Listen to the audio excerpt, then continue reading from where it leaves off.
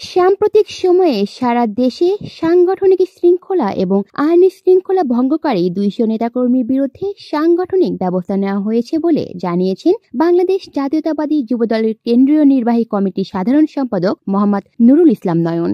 তিনি বলেন, কেউ কোনো অপরাধ করলে তাকে ছাড় দেওয়া হবে না। এর মধ্যেই দেশের বিভিন্ন জায়গায় 140 জনকে বহিষ্কার এবং 60 জনকে শোকজ করা হয়েছে। সোমবার জাতীয় প্রেস ক্লাবের অডিটোরিয়ামে সংবাদ সম্মেলনে তিনি এসব কথা বলেন। সাম্প্রতিক একটি ঘটনার উদ্ধৃতি টেনে তিনি বলেন, গত 22 ফেব্রুয়ারি গাজীপুর জেলায় শ্রীপুর উপজেলায় যুবদলের সদস্য জাহাঙ্গীর আলমের বিরুদ্ধে সন্ত্রাসী কর্মকাণ্ডে জড়িত থাকা সুস্পষ্ট অভিযোগ হয়েছে। সংগঠনের অভ্যন্তরীণ তদন্তের মাধ্যমে অভিযোগের সত্যতা থাকায় জাহাঙ্গীর আলমকে প্রাথমিকভাবে সদস্য পদ সহ দল থেকে বহিষ্কার করা হয়েছে। আমাদের অবস্থান এখানে সীমাবদ্ধ নয়। সংগঠনের সুনাম ও আদর্শ রক্ষার্থে যুবদলের পক্ষ থেকে স্বপ্রণোদিত হয়ে গতকাল তার বিরুদ্ধে গাজীপুর শ্রীপুর থানায় ফৌজদারি মামলাও দায়ের করা হয়েছে।